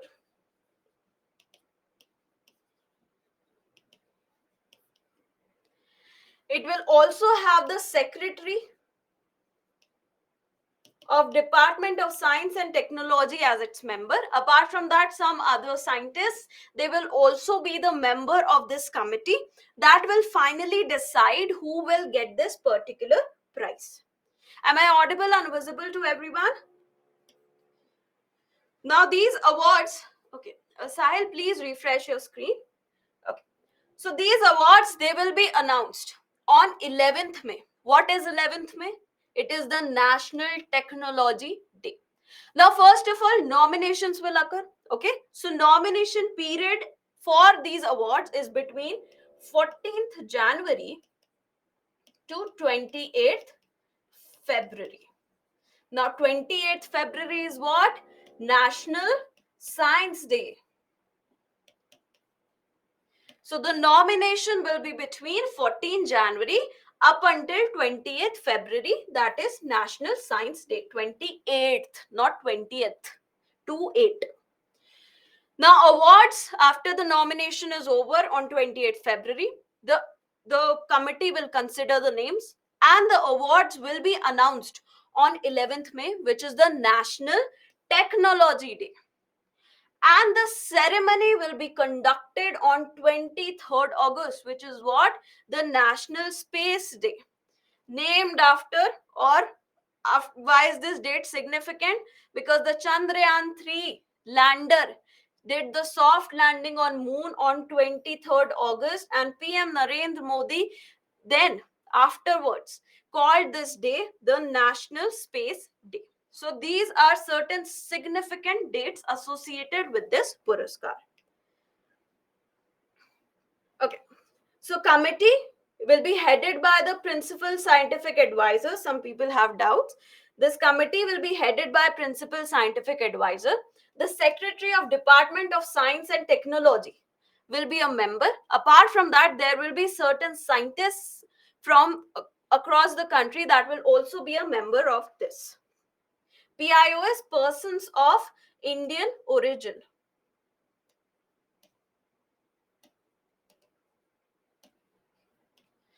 Now, what are the various categories of this Rashtriya Vigyan Puraskar? One is the Vigyan Ratna Award, which will identify an award, which will basically be a lifetime achievement award.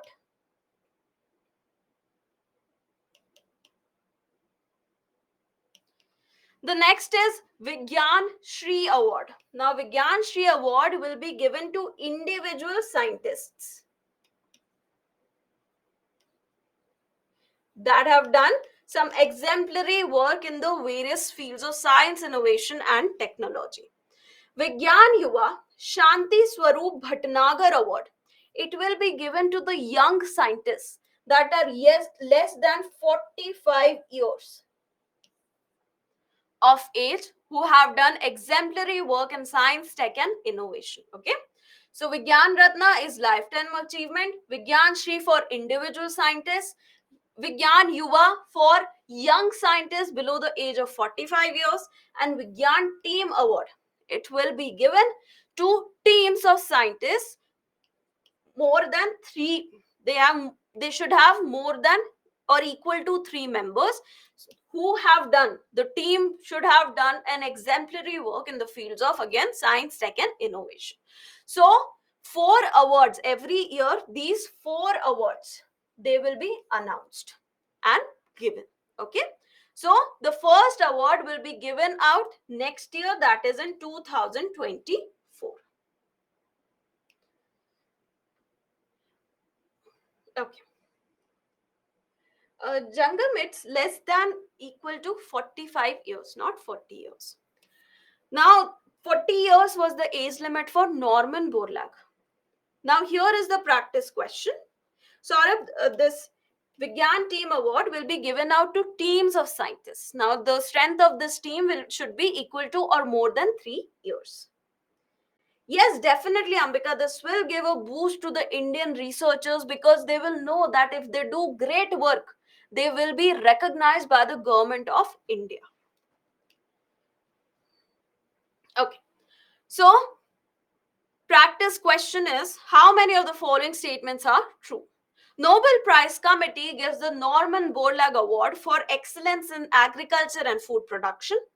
The Rashtriya Vigyan Puraskar will be given, this is across 13 domains.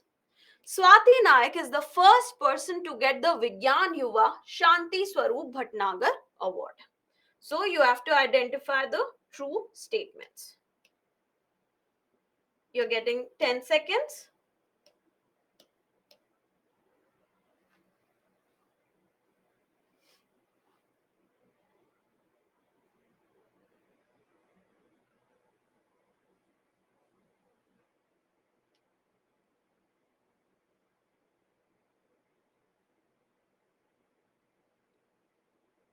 Okay. Most of you have given the correct answer. Just a second. So, Agathian Susil, you have a question that Shanti Swarup Bhatnagar has been given. See, Vigyan Yuva, the entire name is Vigyan Yuva Shanti Swarup Bhatnagar Award. There is a different award known as Shanti Swarup Bhatnagar Award that is not under the Rashtriya Vigyan Puraskar. Okay, so let us see this, whether which option is correct. Nobel Prize Committee does not give this prize. Okay, this is incorrect. Rashtriya Vigyan Puraskar will be given across 13 domains. This is correct. Swati Nayak became a recipient of the Norman Borlaug Award. And she's not the first recipient. She did not get the Vigyan Yuva Shanti Swaroop Bhatnagar Award. So your correct answer is option A. Now the sixth topic, that is on Global Bond Index. Now why is this topic so much in news? It is because a global investment bank, JP Morgan, it has announced that Indian government bonds, that means the Indian sovereign bonds, the bonds that are released by the government of India to raise capital, they will now be included in their government bond index emerging market. So this is the name of the index where now government of India's bonds will also be included.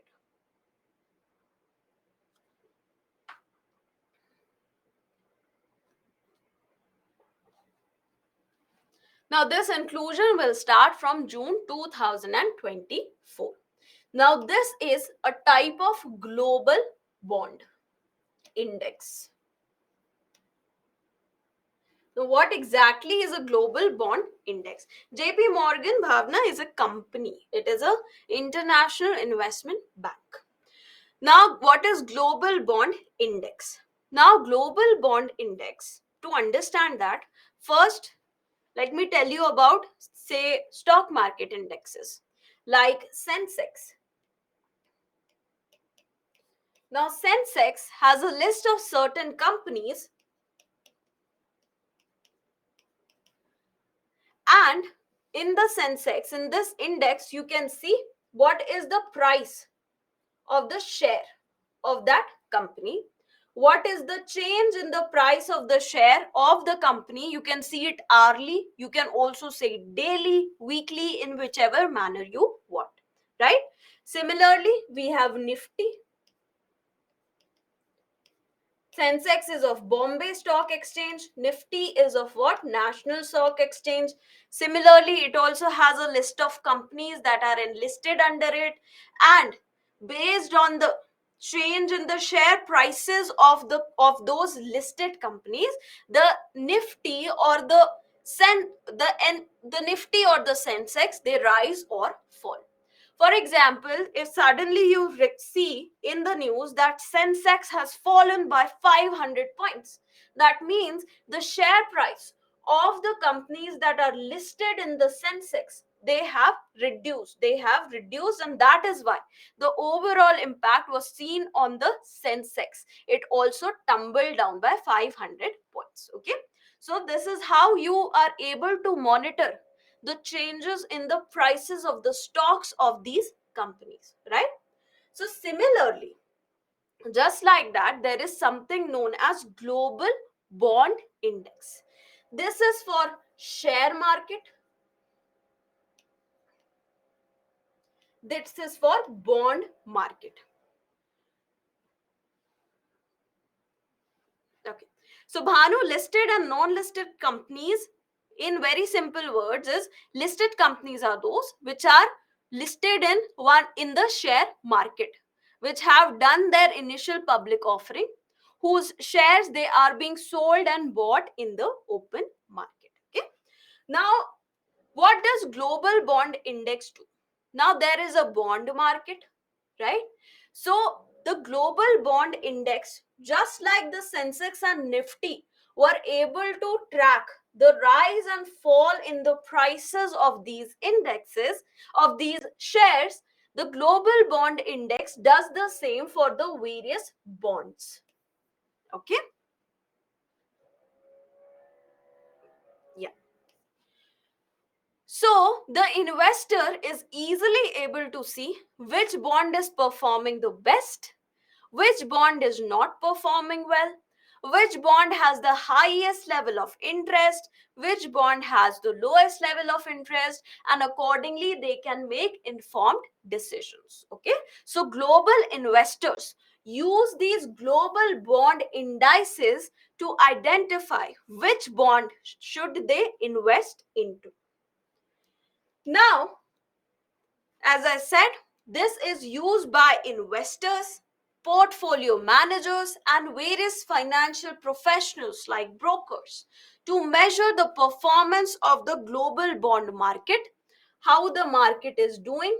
For example, Sensex helps you determine how the share market is doing, whether it is doing good, whether it is doing bad, whether you should invest, whether you should not invest in the shares, right? Same thing these global indices do. These indices help us identify the health of the global bond market. And we can compare between the various bonds and identify as to in which bond should we invest. Examples of these global bond indexes apart from this particular index include Bloomberg Barclays Global Aggregate Bond Index, the JP Morgan Global Bond Index, the JP Morgan Government Bond Index Emerging Markets, where India was included, will be included by June 2024. India has gotten a nod that it will be included. We have Citi World Government Bond Index, and so on. There are many such global bond indexes, right? Like in India, we have Sensex, we have Nifty, then we have New York Stock Exchange in USA, we have a different exchange of Japan, of China. In within India, there are different exchanges apart from Bombay Stock Exchange and National Stock Exchange. There is some in Kolkata, some in Gujarat, right? So there are multiple types of global bond indexes as well. Okay. Now, what are the various conditions because of which there can be listing in this global bond, in this government bond index of emerging markets, where Indian government bonds have now been included? See, only the sovereign bonds, that means the bonds that are released by the government, the sovereign government of the country, they can find inclusion in the government bond index in emerging market. Secondly, this should be an emerging economy. It should not be a developed economy like say USA, like France, like United Kingdom. It should be an emerging market like India, like Brazil, like South Africa, right? Also, these bonds that are included in this global bond index, these bonds, they should be released in local currency.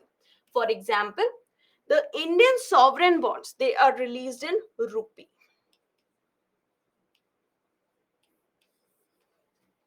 right? So these bonds, they should be released in local currency. If there is a bond of say uh, Japan, should be yen. However, Japan will not be included here. Why? Because it is not an emerging economy, right? If it's China, then it should be renminbi, right? So for India, it is rupee. What is the local currency? We have rupee. Ashwin, the sovereign bonds are those which are released by the governments. Now, bonds, they can be released by either governments or by private entities. Rosman, Chinese yuan is also known as renminbi. Okay.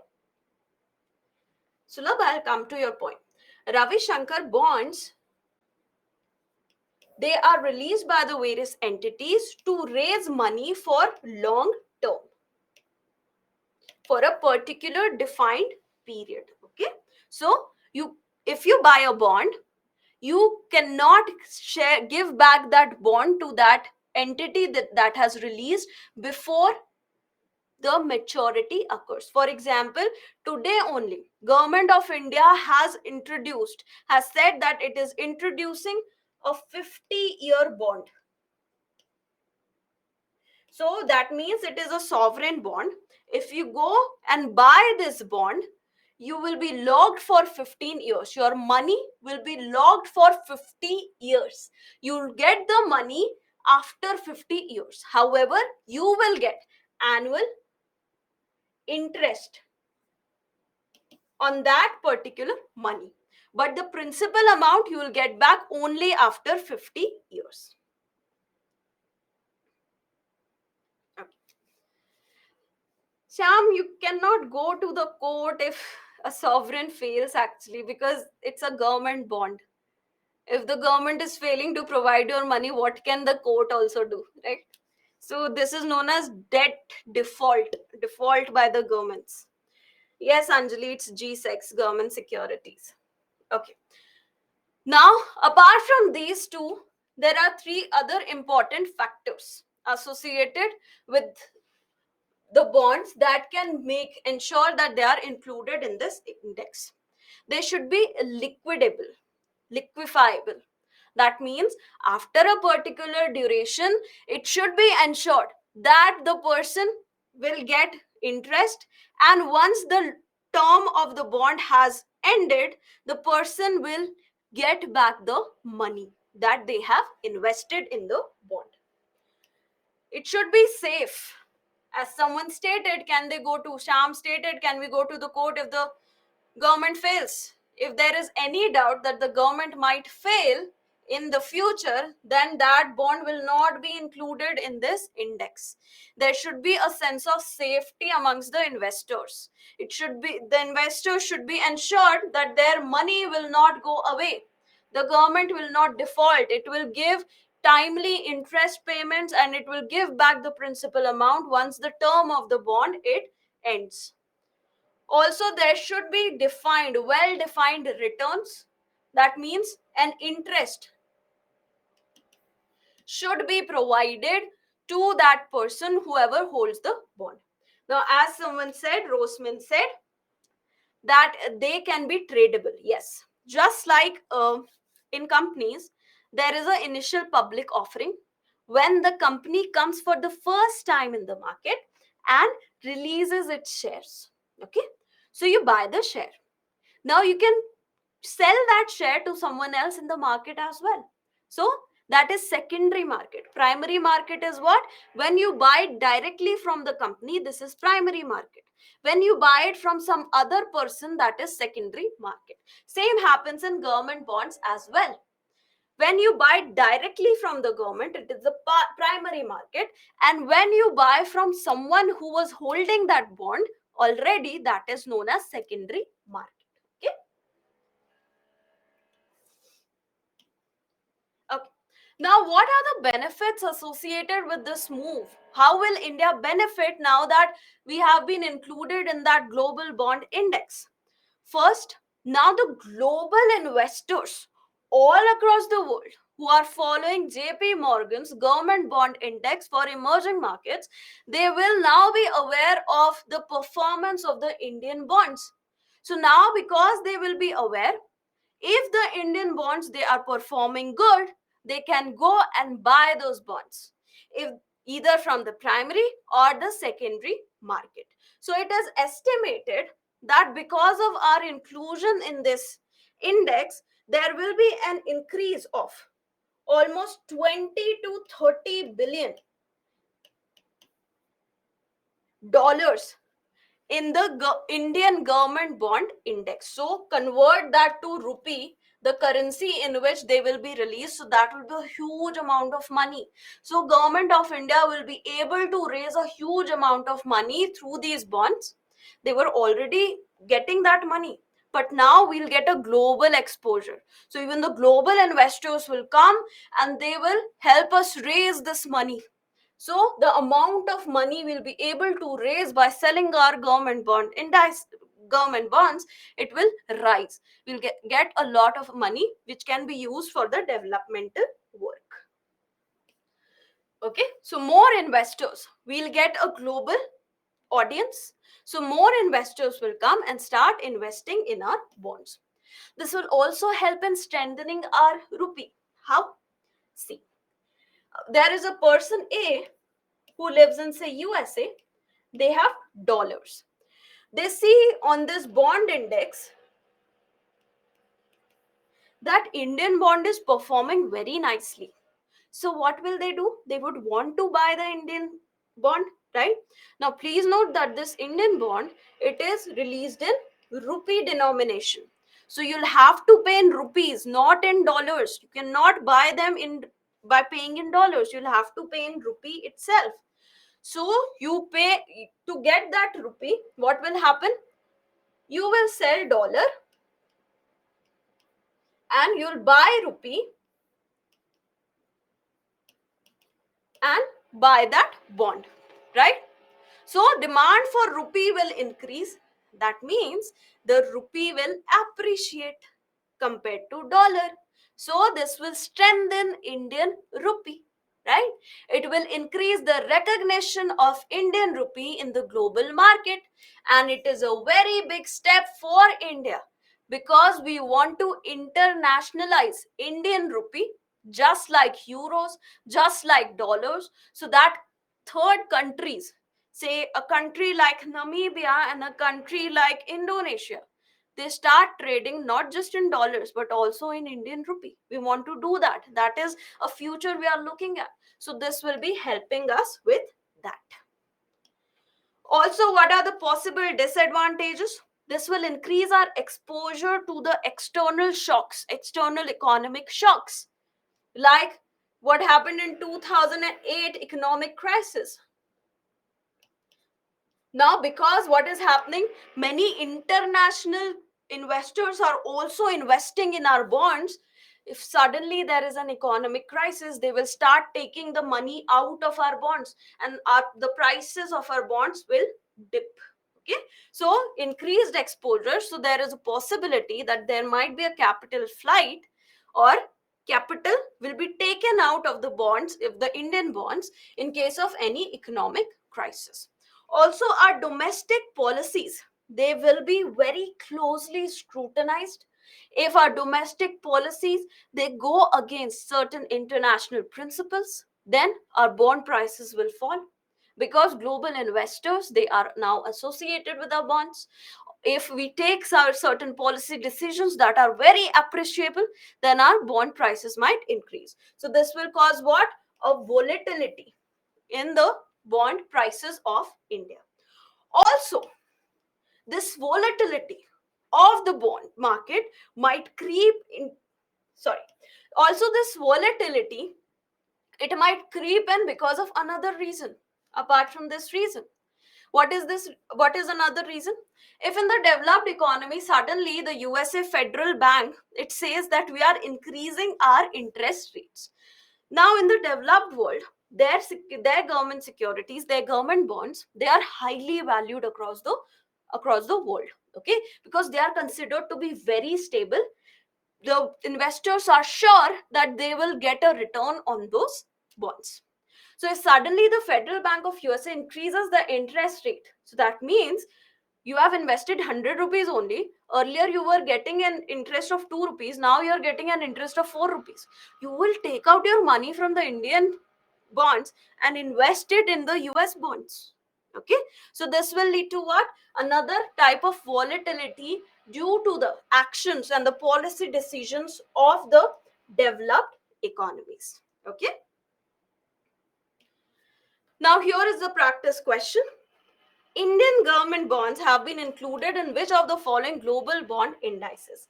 FTSE World Government Bond Index, S&P Global Developed Sovereign Bond Index, JP Morgan Asia Diversified Index, or JP Morgan Government Bond Index Emerging Market. Only 10 seconds for you. Quickly answer. Yes, Dinesh, I'm talking about Fed tapering.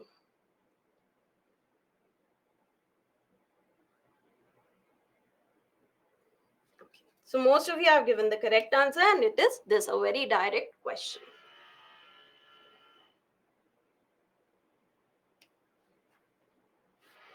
Okay. So now we come to this. Okay. So some of you have doubts that if the investor has already given the money to the government, how can they take it back? How will there be a flight, capital flight? See, there is a secondary market as well. In case of share market, if you have a share of a company, say ABC, and suddenly everyone starts selling the share of ABC, what will happen? The share prices of ABC will reduce. The amount of money with the company will not reduce, but the share prices of ABC will reduce. Same thing will happen in case of government bonds. Now the last topic, green nudges and greenwashing, very quickly we'll cover. The context is that this is the last topic, okay? Just 5 more minutes. A recent study in China stated that green nudges to the consumers, they can lead to lesser pollution. Now what are green nudges? Green nudges, they are gentle interventions. So you say that my parents are nudging me to keep studying. That means they are asking you, please study, please study, please study. They are giving you nudges, right? So green nudges are gentle interventions to persuade people to do something that is environmentally friendly. Nudge is persuasion to do something. Green nudges persuasion to do something that is environmental friendly. So there was an experiment that was done in China. In China, Alibaba, a company, it experimented with a green nudge.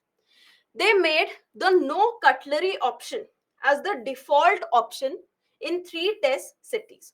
Now, whenever you order from, say, Zomato or Swiggy, there is an option of no cutlery. Now, usually earlier what used to happen, the restaurants that are sending the food, they send cutlery, say plastic spoons, plastic forks, plastic plates, right? So that is cutlery.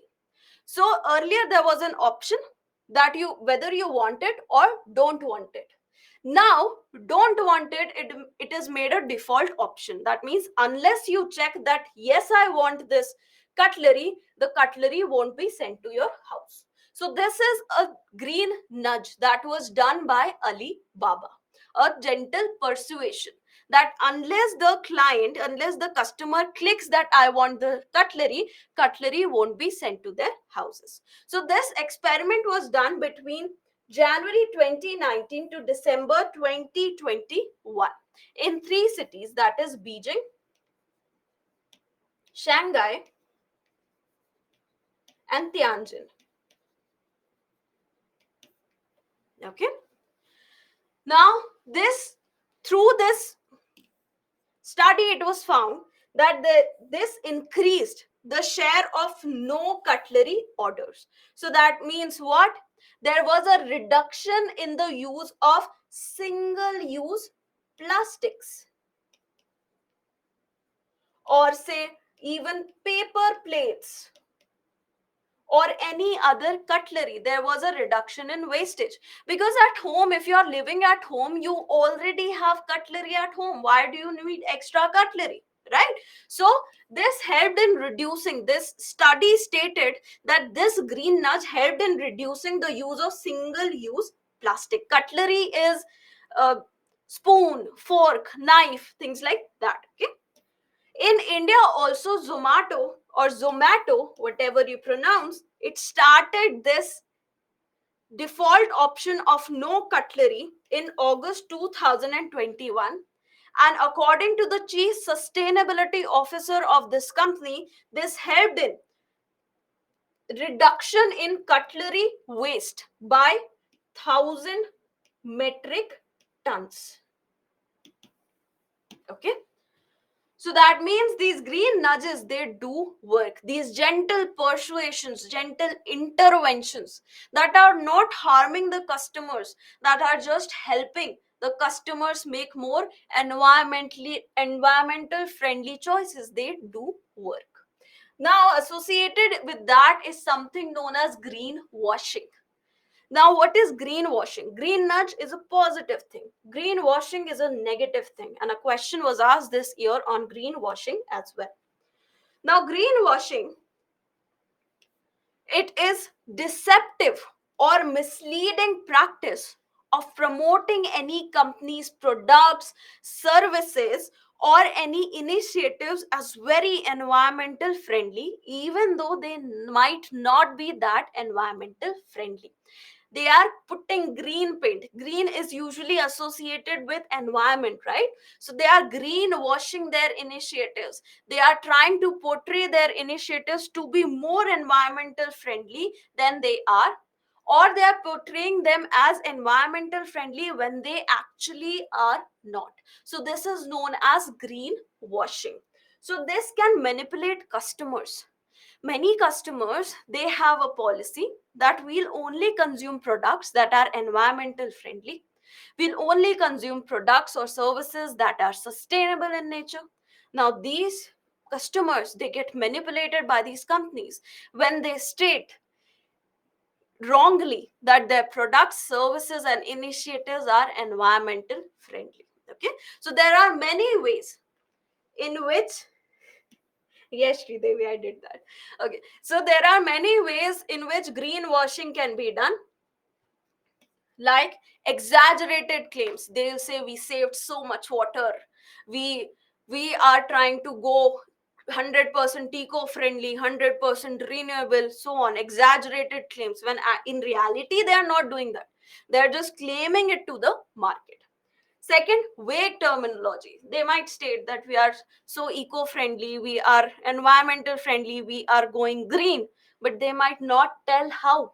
So, very vague terminology without any basis is provided. Hidden trade off. They might say that we have gone 100% renewable, but one of their sectors might have gone renewable, and because of that, other of their sector, it might have its usage of fossil fuels might have increased. Irrelevant information. They might provide certain irrelevant information about their products, which in no way is associated with environmental friendly movement, but they might wrap this information up in a way that people might think that, wow, they are doing some environmental friendly work. False certification. They might say that we got certificate from this association, we got certificate from this association that we are 100% environmental friendly, we are extremely sustainable. but in reality that association might not exist, or that association might exist but that certificate might not be given out by that association. Unsubstantiated claims, they might say that we are going 100% renewable, but they might not tell us how they are doing it. Or they might say that our products are 100% sustainable, we are zero waste industry, but they might not give scientific claims associated with that, how they are doing it. Failure to disclose, again, they are not giving us the actual details of how they are trying to become sustainable. They might just give us some vague terminology but not the associated information. Cherry picking data, there might be a report released that might state about various aspects of that firm. It might say percent of renewable energy, increase in renewable energy usage. It might also state increase in fossil fuel usage. But what this company will do, it will pick up this data. Say a company like Deloitte, it released this information. Okay, that there has been an increase in use of renewables, there has also been an increase in use of fossil fuels. So this company for which the report was released, it might ignore this, that they have increased the use of fossil fuels. They'll only state that, see, we are increasing our use of renewables. They're not telling us that behind our backs, they are also increasing the use of non-environmental friendly fuels. Okay. So these are certain ways. There are many other ways, but these are certain of them by which greenwashing can be done. Okay. Now here is a practice question. The practice question is, which of the following best describe green nudges? Deceptive techniques to portray a company's products as more environmental friendly than they are. Tax benefits by some governments to companies that reduce their carbon footprints. Gentle interventions to persuade people to make environmental friendly choices. A UNEP initiative, United Nations Environment Program initiative, to encourage governments to adopt carbon neutral policies. 10 seconds for you because this is a simple question. Okay.